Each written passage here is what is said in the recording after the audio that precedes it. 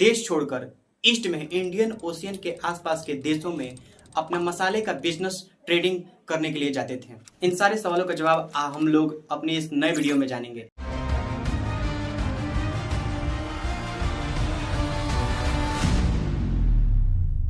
चौबीस अगस्त 1608 एक private European company Bharat आती है।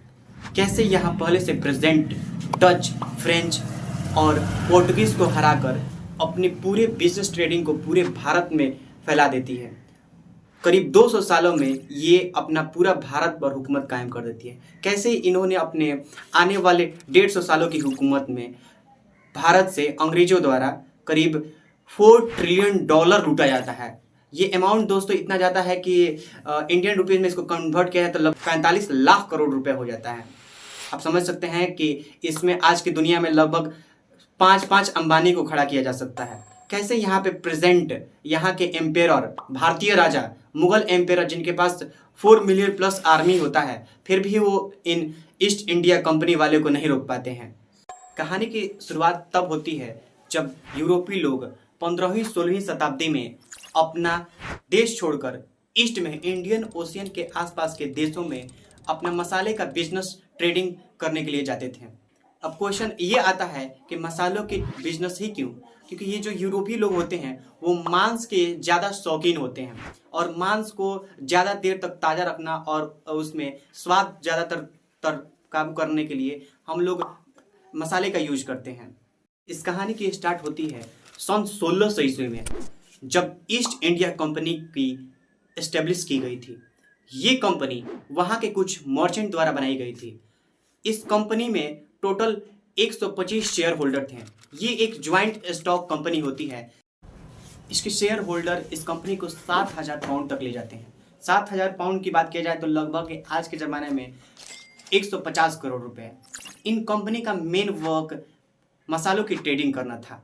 सन 1601 ईस्वी जब EIC की फर्स्ट ट्रिप इंडोनेशिया के लिए जाती है, वहाँ जाते ही इन्होंने अपने 2 मसालों की फैक्ट्री खोला।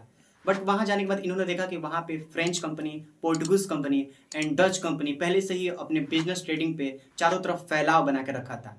वहाँ जाने के बाद इन्हें बहुत सारे हाईली कंपटीशन फेस हुआ। इसी की वजह से कुछ समय बाद इनको अपनी फैक्ट्री को बंद करके वहाँ से वापस आना पड़ा। इसके बाद इन ब्रिटिशन की नज़र इंडिया पर पड़ती है। सन 1608 ईस्वी में विलियम हॉकिंस अपने जहाज़ के साथ पहली बार भारत आते हैं और ये भारत में पहली बार मतलब गुजरात राज्य के सूरत नाम के शहर में उतरते हैं। और वहाँ उतरने के बाद ये देखते हैं कि यहाँ पे भी पोर्टुगीज कंपनी ने अपना बिजनेस ट्रेडिंग फैला रखा है। पोर्टुगीज कहने का मतलब है पुर्तगाली लोग, और उस समय के जो पुर्तगाली लोग थे उनके उस समय के भारत के राजा यानी मुगल एम्पेरर के साथ बहुत अच्छे संबंध हुआ करते थे। और इन्होंने ये जाके देखा कि मुगल एम्पेरर जो थे उस समय के, जिनका नाम था जहांगीर, उनके पास 4 मिलियन प्लस आर्मी थी। 4 मिलियन प्लस आर्मी मतलब आप समझ सकते हैं कि 40 लाख सेना। आज के जो हमारे भारत के आर्मी है वो लगभग 14 लाख एक्टिव आर्मी है। उस टाइम के मुगल एम्पायर को आप लोग स्क्रीन पे देख सकते हैं। ये ब्रिटिशन ने सोचा कि हम लोग मुगलों से लड़ के अपना बिजनेस यहाँ पे बढ़ा नहीं सकते हैं, इसलिए इन्होंने सोचा कि दोस्ती का हाथ बढ़ाकर अपना बिजनेस ट्रेडिंग स्टार्ट किया जाए। तो उस जहाज़ के जो कैप्टन थे विलियम हॉकिंस, वो कुछ समय बाद सूरत से चलकर आगरा पहुँचे। आगरा वे वहाँ के मुगल एम्पेरर जहांगीर के दरबार में पहुँचे। वे दरबार में जहांगीर के अफगान ड्रेस पहनकर और टूटी फूटी तुर्किश लैंग्वेज द्वारा उनका इंटरटेन करने की कोशिश किया। बट इंटरटेन करने के बाद वो अपना जैसे ही एक्सपेक्टेशन उनके सामने रखा कि हम लोग आपके साथ स्पेसीज मतलब मसालों का व्यापार करना चाहते हैं, तो जहांगीर ने साफ मना कर दिया, क्योंकि वो पहले से ही वहाँ के पुर्तगालियों से हाथ मिला चुके थे। इस वजह से खाली हाथ जो विलियम हॉकिंस था उसको वापस लौटना पड़ा। बट फिर भी ये ब्रिटिशर्स काफ़ी जिद्दी थे। कुछ समय बाद तक इंडिया में रहने के बाद इन्होंने देखा कि वेस्ट कोस्ट तो पुर्तगालियों से भरा है, बस ईस्ट कोस्ट खाली है। इसलिए सन 1611 ईस्वी में इन्होंने अपनी पहली फैक्ट्री आंध्र प्रदेश के मसूलीपट्टम में डाली।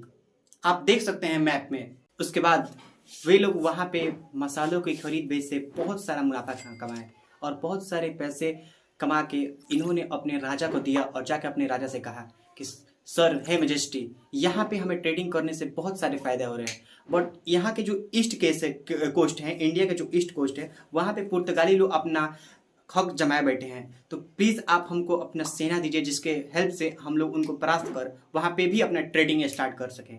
तो ये जान के किंग जेम्स ने अपना सेना 16 से 11 ईस्वी भेजा, और 16 से 11 ईस्वी में वे सेना ब्रिटेन की जो सेना थे, ईआईसी के ऑफिसर के साथ मिलकर सुवाली नाम के एक गांव में, जो आज के टाइम में गुजरात के सूरत में है, वहां पे एक उनके पुर्तगालियों के बीच और ईस्ट इंडिया कंपनी के अफसरों के बीच एक घमासान युद्ध हुआ। इस युद्ध को बैटल ऑफ सुवाली के नाम से जाना जाता है। आप देख सकते हैं बैटल ऑफ सुवाली इसके बारे में।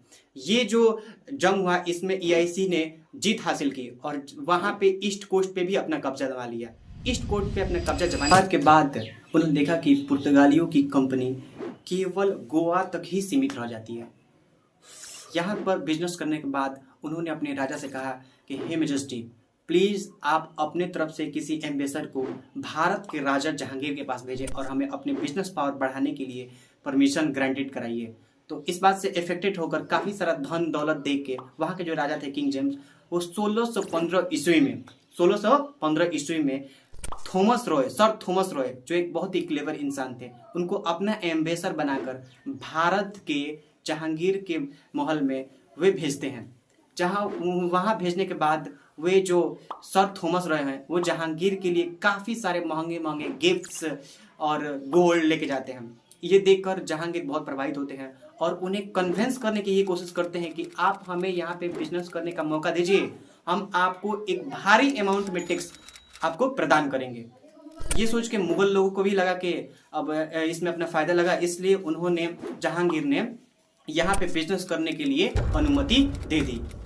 फिर ये लोग मसालों के व्यापार के साथ साथ यहाँ पे सिल्क, इंडिगो, कॉटन के साथ साथ अन्य चीज़ें जैसे टी और ओपियम की खेती करना भी स्टार्ट कर दिया।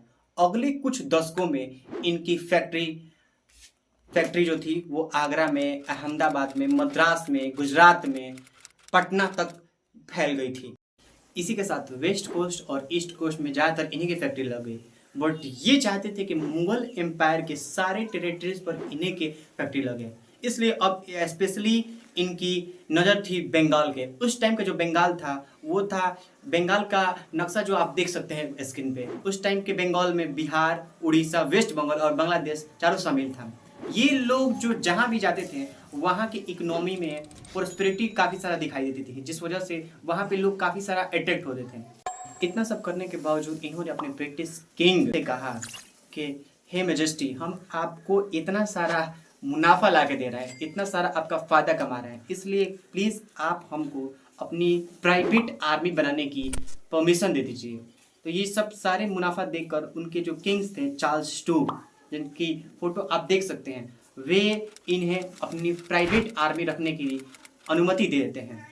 इसी के साथ प्राइवेट आर्मी रखना स्टार्ट कर देते हैं। यही नहीं, प्राइवेट आर्मी ही नहीं, वे लोग अपने चारों तरफ अपने जहाँ जहाँ फैक्ट्री थी वहाँ पे किला बनाना, फोर्ट बनाना भी स्टार्ट कर, बंगाल में अपना ट्रेडिंग स्टार्ट करना। इसलिए वे लोग उस टाइम के मुगल एम्पेरर, जिनका नाम था औरंगजेब एक बहुत ही ताकतवर राजा थे, उनके पास जाते हैं और कहते हैं प्लीज़ आप हमें बंगाल में ट्रेडिंग करने की अनुमति दे दीजिए, और इसी के साथ वहाँ पे टैक्स कट करने की भी अनुमति दे दीजिए। टैक्स में मतलब थोड़ा कमी करने के लिए। फिर वहाँ के जो राजा थे औरंगजेब, उन्होंने कहा कि तुम तो बहुत लालची आदमी हो यार, तुम लोग एक तो पहले से सारे टेरिटरी इतना सारा फैक्ट्री खोल रहे हो, उसके बाद से टैक्स में भी कमी करने लग रहे हो। उन्होंने कहा जाओ यहाँ से, आपको टैक्स में कमी नहीं देगी। इस बात को लेकर उस टाइम के जो ईआईसी के गवर्नर थे, जोसिया चाइल्ड, उन्हें इस बात को लेकर बहुत बुरा लगा। इस वजह से वे औरंगजेब के खिलाफ जंग का ऐलान कर देते हैं। इस जंग में औरंगजेब की पूरी सेना एक तरफ और ईआईसी के पूरे प्राइवेट आर्मी और अफसर एक तरफ थी। हालांकि जैसे कि नई नई आर्मी हुई थी, जोसिया चाइल्ड ने उन्हें जंग पर भेज दिया। दोनों साथ में काफ़ी जंग हुई। 1686 में औरंगजेब ने उन्हें बहुत बुरी तरह से मारा और उन्हें अपने कदमों तक झुका दिया। जैसे इस हिस्टोरिकल पेंटिंग को आप लोग देख सकते हैं। इस पेंटिंग में कैसे जोसिया चाइल्ड को नीचे लटकाया गया है और औरंगजेब बैठे हुए हैं। इस युद्ध के दौरान उनके सारे फैक्ट्री को जब्त कर लिया गया और उन पे 1.5 लाख रुपए का जुर्माना लगाया गया था। अगर उस टाइम का 1.5 लाख आज कैलकुलेट किया जाए तो आज करीब 45-40 करोड़ रुपए होते हैं। ठीक, सालों की मेहनत के बाद इन्हें मुगल एम्पायर से 1690 ईस्वी में माफी मिल गई और साथ ही इन्हें विशेष तरह से हिदायत दिया गया कि अगर आप लोग कोई भी ऐसा हरकत करते हैं तो दोबारा आपकी कंपनी सारी सीज कर ली जाएगी। ठीक है, तो ये क्या करते हैं कि जो इंग्लिश मैन होते हैं, अंग्रेज, वे इनमें काफ़ी सारा पैसेंस होता है। ये काफ़ी फिर अपने से नए मौके का इंतजार करते हैं और इन्हें मौका मिल भी जाता है जब 1707 ईस्वी में औरंगजेब का डेथ हो जाता है। इसी के साथ वे लोग अपने प्राइवेट आर्मी को फिर से तैयार करना स्टार्ट कर देते हैं और तैयार करने के साथ साथ अपने किले पर फोर्ट भी, अपने जो किला होता था, फोर्ट होता था, जो फैक्ट्री को ये लोग चारों तरफ से किला बना देते थे, उस पर तोप भी रखना स्टार्ट कर देते हैं। और ये तोप देखकर उस टाइम के जो बंगाल के नवाब थे सिराजुद्दौला, वे इस बात से इनकार, मतलब ऐतराज जताते हैं कि ये तोप रखना केवल हम राजाओं को, आप सब लोग नहीं रख सकते हैं। बट ये लोग बात नहीं मानते हैं, इसलिए जो सिराजुद्दौला थे बंगाल के नवाब, वे अपने सेना के साथ जाके इन पर धब्बा बोल देते हैं और करीब 150 EIC के अफसरों को बंद करके लेके आते हैं अपने साथ, मतलब उनको अरेस्ट करके लेके आते हैं। ठीक है, और वे सारे जो अफसर हैं उन्हें एक ही कमरे में बंद कर देते थे। इस कमरे का नाम रखा जाता है ब्लैक होल ऑफ ट्रेजेडी, जो कलकत्ता में होता है। ये पिक्चर आप लोग देख सकते हैं, अच्छी तरह से। इसमें आपको दिखाया गया है कैसे इनको बंद किया गया है। ये हिस्टोरिकल पेंटिंग है।